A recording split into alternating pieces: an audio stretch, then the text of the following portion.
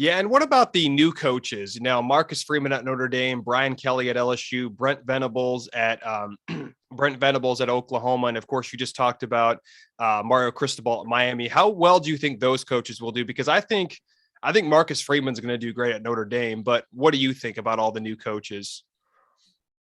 I'll start with Marcus Freeman. I think that was the best hire of the offseason. In my opinion, I love Marcus Freeman. I love what he does. And as soon as they didn't fire, but as soon as Brian Kelly left for LSU, I was screaming on my show for Marcus Freeman to get that job. And I'm so glad they pulled the trigger, and he deserves it. That guy is going to be amazing.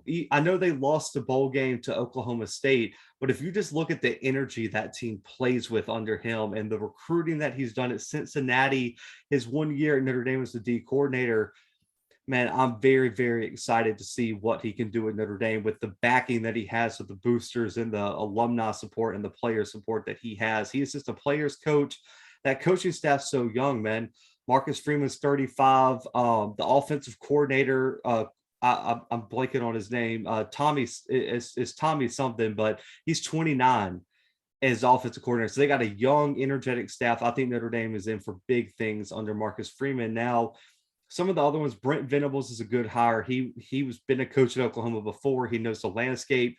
He worked closely under Bob Stoops, who's now going to be in an advisor role for the Sooners. I think that's a great hire. I do like Mario Cristobal to Miami too. Getting somebody who could get the alumni to donate the money to build a new stadium, upgrade the facilities, everything like that is huge. And apparently in his contract, he worked out details where the university has committed millions of dollars for facility upgrades moving forward. I love that. And so for me, I think that was an A+ hire. And the other one, Brian Kelly to LSU, I'm skeptical.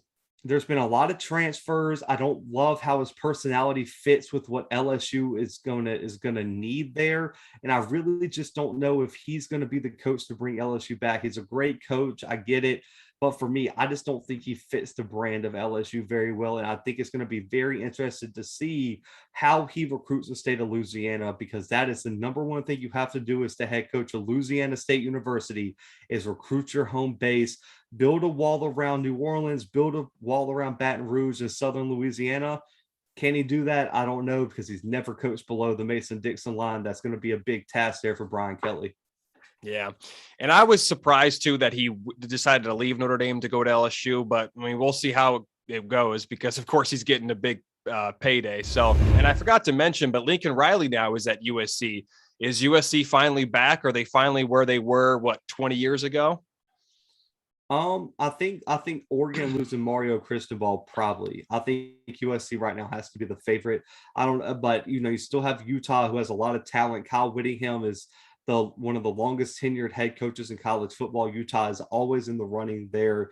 They got a great culture out there in Salt Lake. But for me, USC is the future of the Pac-12. If he can bring that offense and some sort of defense to USC, I have no doubt that they can be in the playoff push within a year or two from now and moving forward until Lincoln Riley decides to take his talents elsewhere.